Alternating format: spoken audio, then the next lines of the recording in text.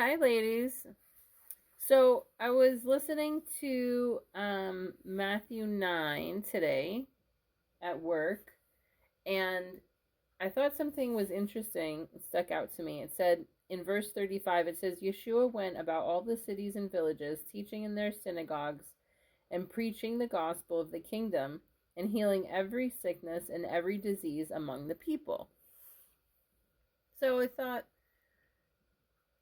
if the Christian church thinks that the gospel is the death, burial, and resurrection, how come up to this point in chapter 9, I've not yet heard one thing about his death, burial, and resurrection? Because everything that he's preaching is part of the gospel, right? This is all, like, everything that he's teaching us here is the gospel. And then, right, so he's teaching people locally, and then he goes about to every city and village preaching this gospel and healing the sick, right? So what is he teaching? He gives us the Beatitudes, right? The poor in spirit. Blessed are the poor in spirit. Blessed are they that mourn. Blessed are the meek. Blessed are they which do hunger and thirst after righteousness. Blessed are the merciful. Blessed are the poor in heart. Blessed are the peacemakers. Blessed are those which are persecuted for the 10 Commandments' sake, because the righteousness' sake, righteousness is the 10 Commandments. So he's telling you that the people who are blessed are the people who fulfill the royal law, keep the 10 Commandments, and don't profane God's feasts. That's the Beatitudes. Right? Then he tells us that we're the salt of the earth and to be the light of the world. So he's telling you, put a little sting in your speech when you go fulfill the royal law. Right? Then he reminds you that he didn't come to destroy the law of the prophets, but to fulfill what was written about him. Make sure you're not a hypocrite like the Pharisees. And he magnified a whole bunch of laws, right? You have heard it said in times old, but I say unto you. So he takes these laws that are part of the sacrificial law,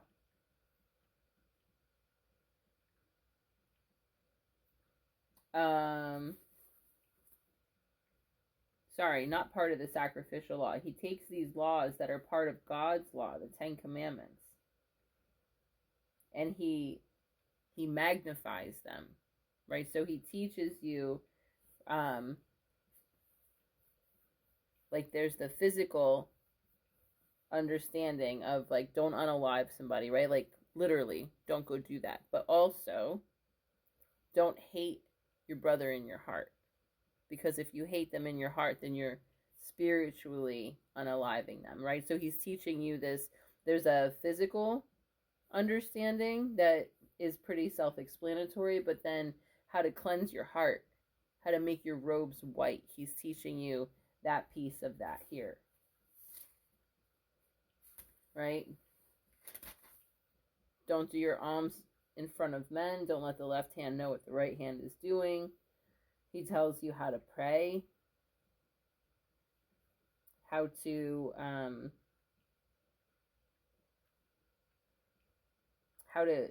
store up your treasures in heaven, not in earth.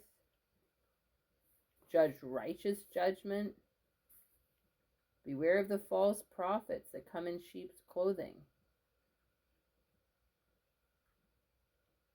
He gives a very dire warning. Not everyone who says to me, Lord, Lord, shall enter into the kingdom of heaven, but he that does the will of my Father. Many will say to me in that day, Lord, Lord, have we not prophesied in your name? And in your name done cast out devils and done many wonderful works? And I will profess unto them, I never knew you. Depart from me, you workers of iniquity. Iniquity is lawlessness. Right, so this is the Sermon on the Mount. Then he heals a bunch of people.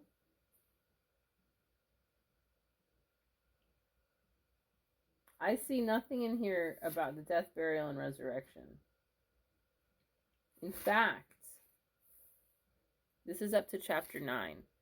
I see nothing about the death, burial, and resurrection until chapter 16.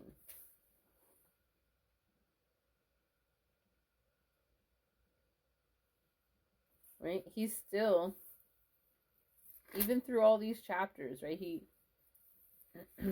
gives you there's parables in here.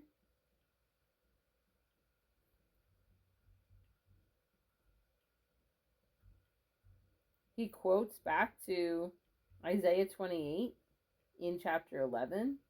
Come unto me, all ye that labor and are heavy, that labor and are heavy laden, and I will give you rest.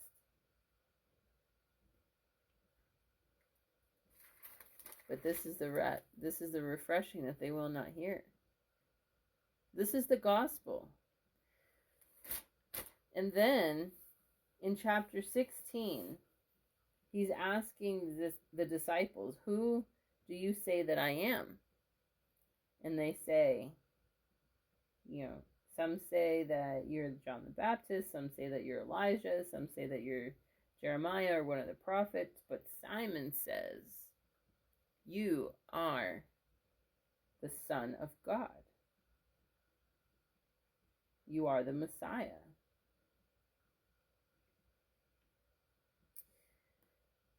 In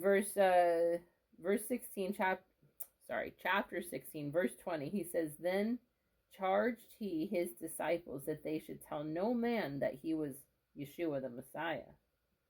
From that time forth began Yeshua to show unto his disciples how that he must go into Jerusalem and suffer many things of the elders and the chief priests and the scribes, and be unalived, and be raised again the third day. It's not until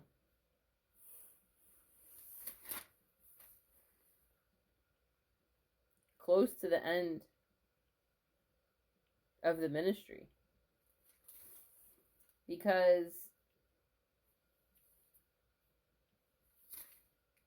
let's see, then in Matthew, after that we get another couple of parables.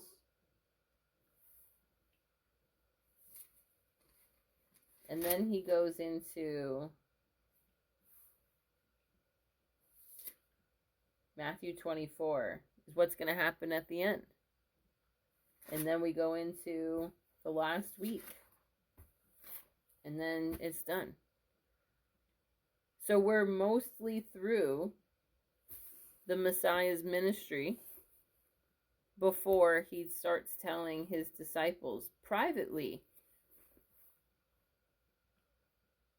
He's sitting with them privately.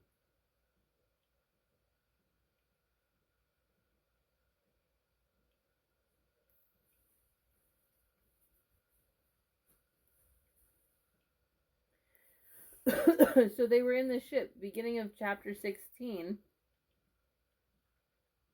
They're in the ship going wherever they're going. He warns them not to have leaven of the Pharisees, right? Don't be a hypocrite. And when they get to the other side, he asks his disciples, who am I? He's not in a crowd. This isn't something he's announcing to a whole bunch of people. He's talking privately to his disciples. He's not even preaching this when he's walking around to the town. So Christian women, how is the gospel the death, burial, and resurrection? Because that's not what the Bible says. So, might want to read it again.